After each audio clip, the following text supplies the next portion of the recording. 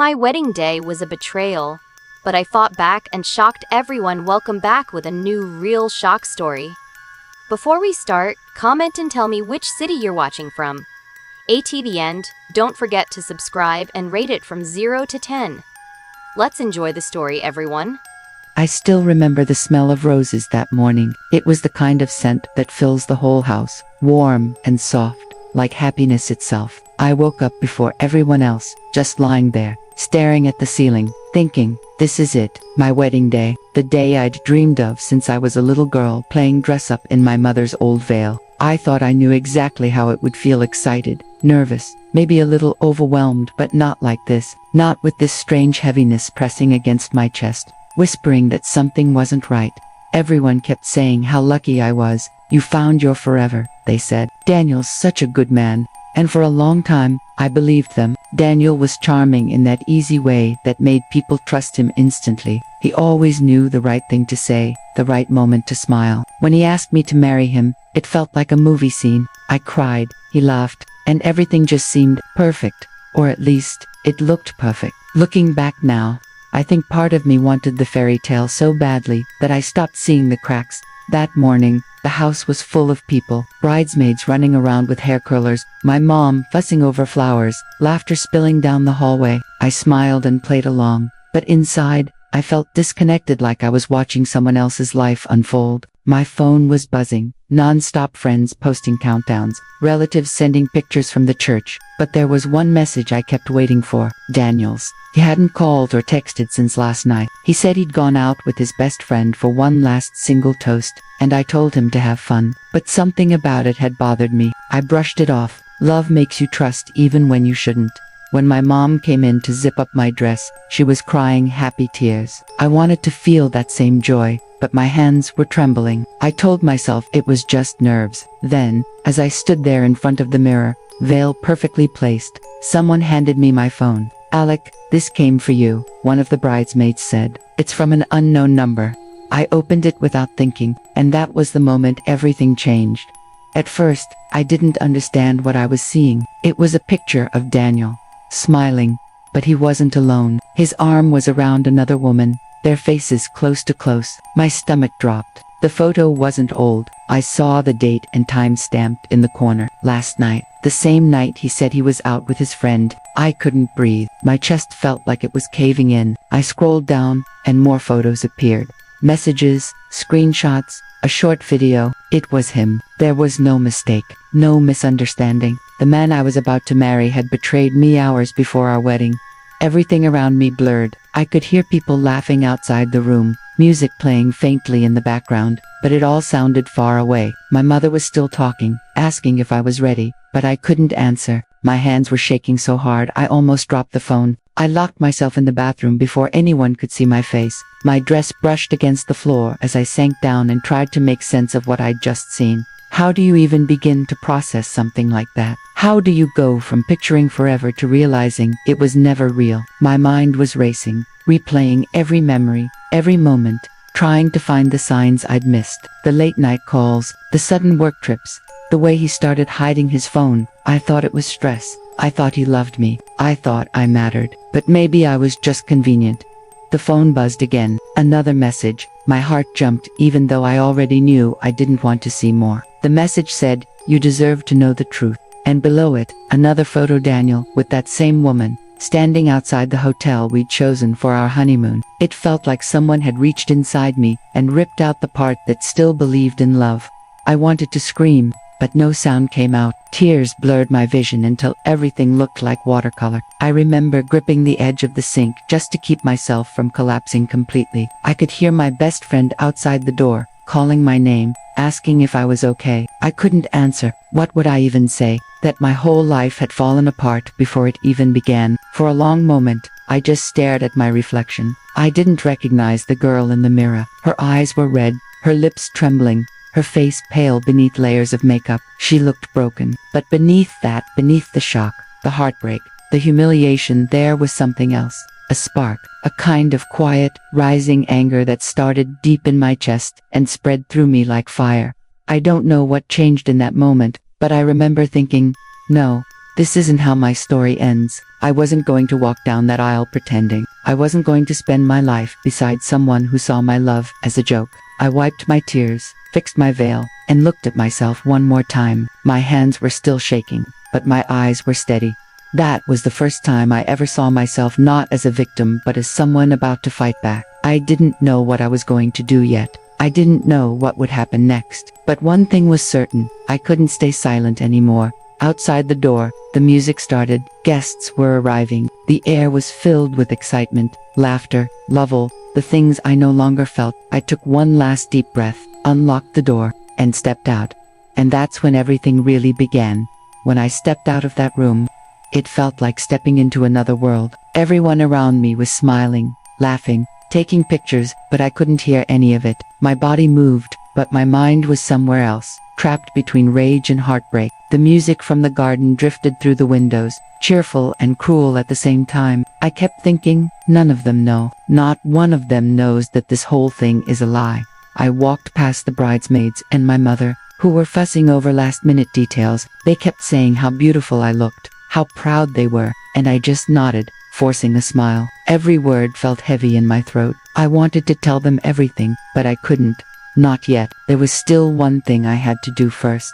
That last message wouldn't leave my mind. You deserve to know what he's doing. Check the hotel lobby before you walk down the aisle. It sounded crazy, like something out of a movie, but after what I'd just seen, I couldn't ignore it. My heart told me that whoever sent those messages, whoever was behind that unknown number, wanted me to see the truth with my own eyes. So, I told one of my bridesmaids I needed a moment alone before the ceremony. She smiled and said she understood. I took off my heels, grabbed the edge of my dress, and quietly slipped out the back door. My car was waiting in the parking lot, decorated with ribbons and flowers, ready for a newlywed couple that would never exist. As I drove toward the hotel, my hands gripped the steering wheel so tight they started to ache. My heart was pounding so loudly I could hear it over the sound of the engine. My phone buzzed again. Another message. He's here now. If you hurry, you'll catch him. For a split second, I almost turned around. I wanted to scream, cry, anything but face what I already knew deep down, but I kept going.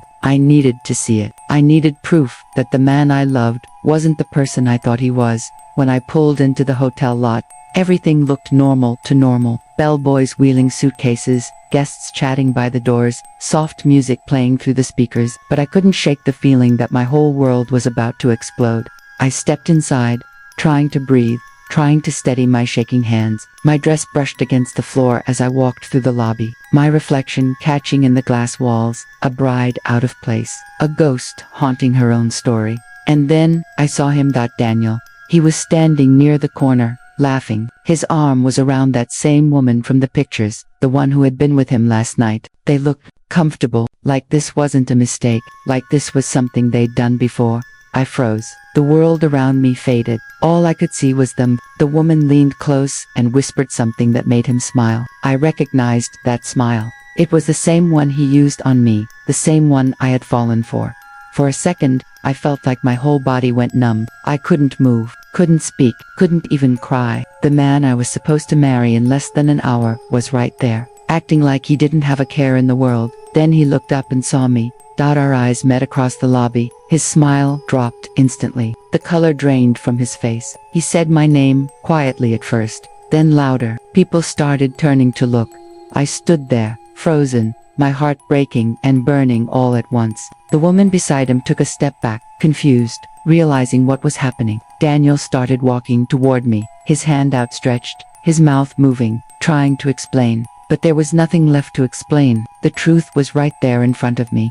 I took a slow step forward, and my voice came out before I even realized I was speaking. Don't, just that one word. But it stopped him cold. The whole lobby went quiet. I could feel everyone's eyes on us. Whispers, camera phones lifting, gasps filling the silence. I turned around before the tears could fall again. My chest hurt, but my steps were steady. I didn't look back. When I got outside, the air hit me like ice. The sound of traffic, the chatter of strangers, it all blurred together. I could hear him calling my name behind me, but I kept walking. For the first time in my life, I wasn't the girl who needed answers. I didn't need to hear him say why. I already knew enough. I got into my car, slammed the door shut, and just sat there, shaking. My hands covered my face, and the tears finally came. Not the soft kind, the kind that racks your whole body, that makes it hard to breathe, the kind that comes from the deepest part of you. When I finally looked up, I saw my reflection in the mirror again, makeup smeared, hair messy, eyes red and swollen, and yet, there was a strange calm settling in, like the storm had finally done what it needed to do, destroy everything false so something real could begin. I sat there for a long time, staring at nothing, letting the weight of everything sink in, the betrayal, the humiliation, the loss, but also the truth. I wasn't sure what I was going to do next. But one thing was clear, I wasn't going back. I took off my veil and placed it on the seat beside me. Then I started the car and drove. I didn't know where I was going, just that I needed to be far away from all of it, from him, from the lies, from the version of myself that believed love meant losing who you are. That drive changed me. I could feel it. With every mile, the ache inside me began to turn into something else. Strength, maybe, or freedom, I didn't know yet. But I knew this much. I wasn't that girl anymore. And as I drove down that long, empty road, still in my wedding dress, I realized something I never thought I'd say sometimes. The worst day of your life isn't the end of your story. It's the beginning. I don't even know how long I drove that day. Hours, maybe. The sky changed colors, blue to orange, orange to black, but I didn't notice until I was already miles from town. My wedding dress was still on, wrinkled and heavy, the lace scratching against my skin. My phone wouldn't stop buzzing. Calls from my mom, texts from friends, numbers I didn't even recognize. I turned it face down on the seat and just kept driving. It's strange how quiet the world feels when everything inside you has already fallen apart. You start hearing things differently, the wind, the hum of the engine, the sound of your own breathing. That's all I could hear. I didn't know where I was going. I just knew I couldn't go back. Eventually, I stopped at a little gas station on the side of the highway. It was nearly empty, just a flickering light, a vending machine, and an old man behind the counter who didn't even blink when he saw a girl in a wedding dress walk in. I bought a bottle of water and stood there for a while, staring at my reflection in the glass fridge door. Mascara streaked down my cheeks, lipstick faded, hair coming undone. I looked like someone who had lived an entire lifetime in a single afternoon. The old man handed me my change and said softly, "You okay, miss?" I nodded, but my voice wouldn't come out. He didn't press, just gave me a small nod back, like he'd seen heartbreak before and knew better than to ask.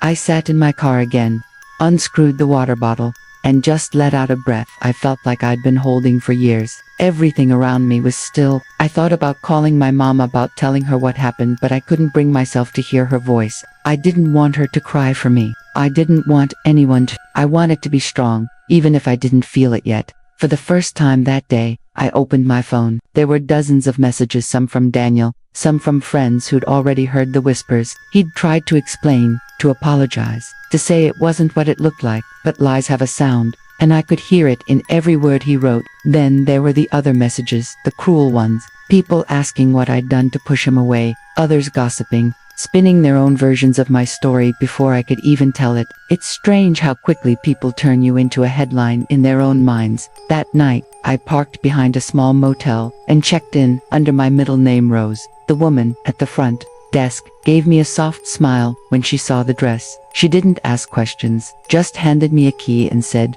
"Room 12, honey, get some rest." I'll never forget that kindness.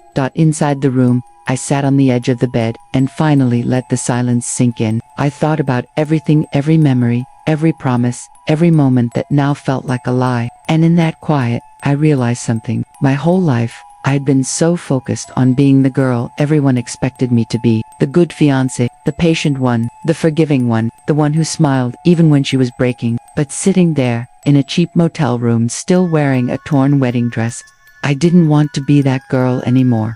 The next morning, I woke up early. The world outside was gray and wet with rain. I took off the dress, folded it carefully, and left it on the motel bed. It felt like closing a chapter one I never wanted to read again. I changed into jeans and a hoodie from my overnight bag and stepped outside. For the first time in a long time, I felt light, like maybe the pain had made room for something new. When I got home days later, everyone had already heard. The small town I lived in had a way of making stories travel faster than the truth. People looked at me differently, some with pity, others with quiet judgment. The whispers followed me everywhere. "That's her," they'd say. "The bride who ran," as if leaving a lie was something to be ashamed of. I went back to work at the school. The kids didn't know, of course. To them, I was just Miss Rose, the teacher who loved art projects and morning songs. Their innocence saved me in a way. They didn't care about rumors or betrayal. They cared if I showed up, if I smiled, if I listened. Every day I walked into that classroom, it reminded me there were still good things in the world, real things. But even as I started to rebuild, something inside me had changed. I noticed the way people looked at women like me like we were damaged goods, like heartbreak was something contagious. It made me realize how often society punishes women for the pain men cause, how the story always becomes about what she did wrong, instead of what he did. That quiet injustice started to bother me more than the betrayal itself. There was one afternoon, a few weeks later, when I overheard two women in the grocery store whispering about me. One of them said, "Poor thing, must have done something to drive him away." And that's when it hit my how deep the unfairness runs. How people would rather believe a woman broke her own heart than face the truth about how easily some men destroy trust.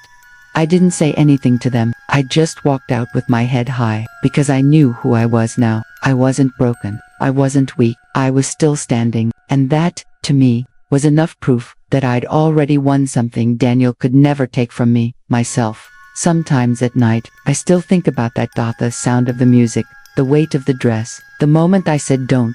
It replays in my mind like a movie I can't quite stop watching, but it doesn't hurt the same anymore. It's strange, but pain changes shape over time. What once felt like an ending now feels like the reason I learned to start again, and that's the truth I wish I could tell every woman who's ever been lied to, cheated on, or made to feel like she wasn't enough. You are more than the pain someone gave you. You are what comes after. It was a few weeks later when everything truly hit me. You'd think the worst part was the wedding day, the moment I walked in and saw him with her. But it wasn't.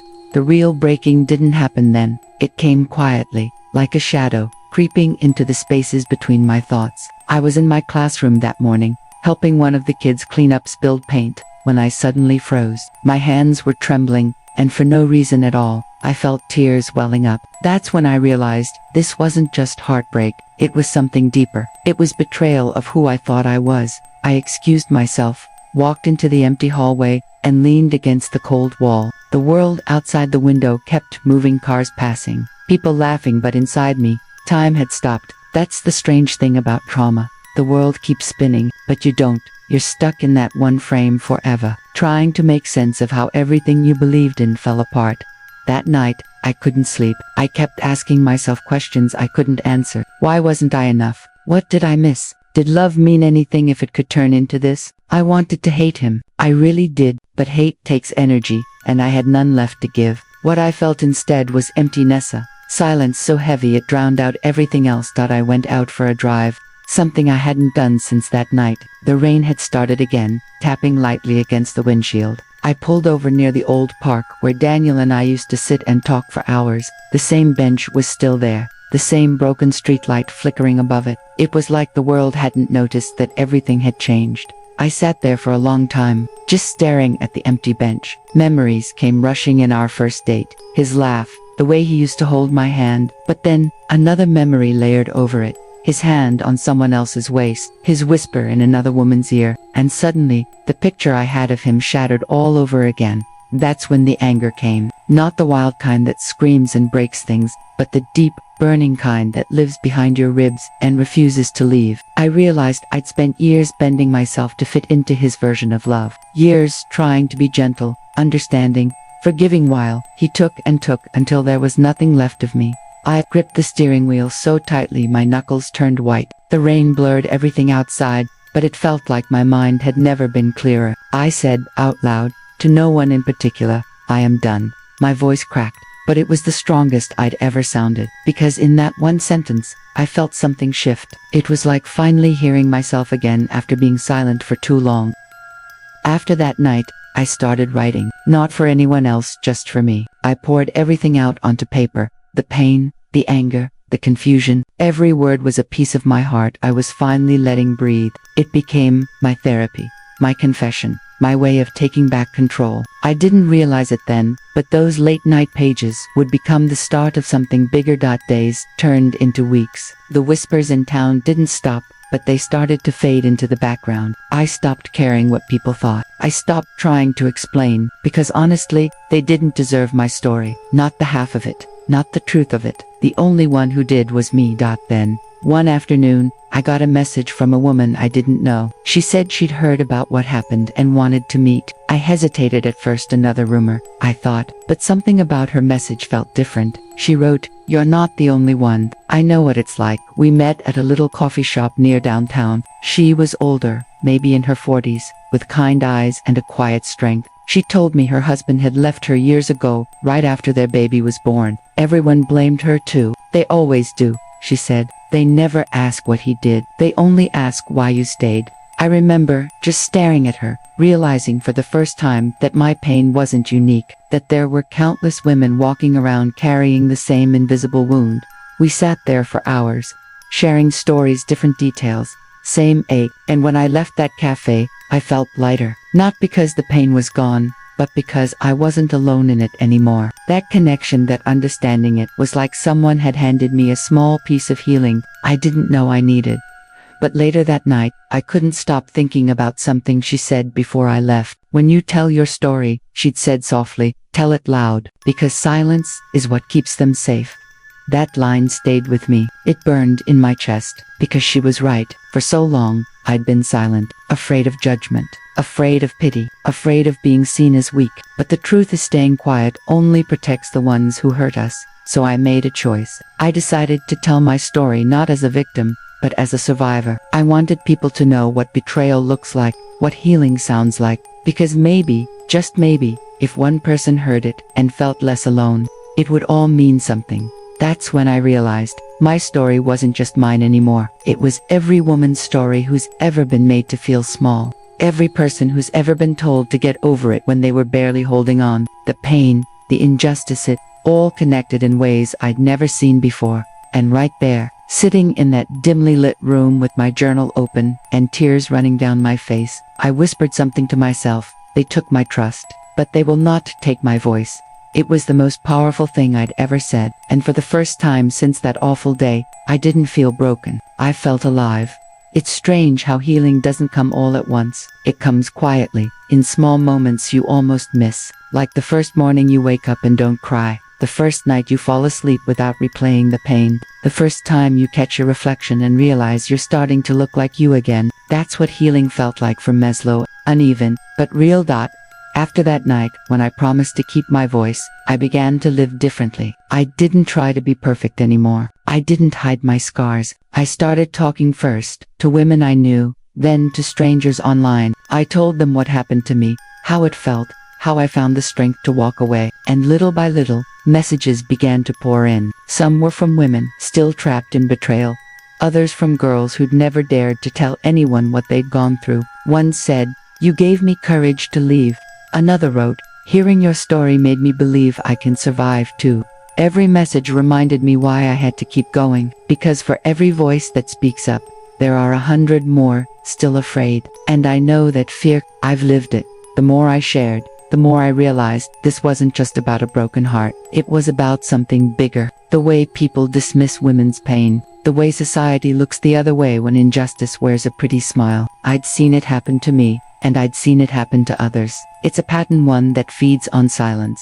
One afternoon, months later, I stood in front of a small group at a local community event. I was shaking so badly, I could barely hold the microphone. But when I looked around the room, I saw faces, women, men, young people, all waiting to listen. My voice cracked at first, but then it steadied. I told them my story. Not polished, not perfect, just honest. I spoke about love, betrayal, and the way it feels to lose yourself and find yourself again. I told them how I had been blamed for things I didn't do, how I had been judged for leaving, and how I'd learned that walking away from pain is not weakness, it's courage.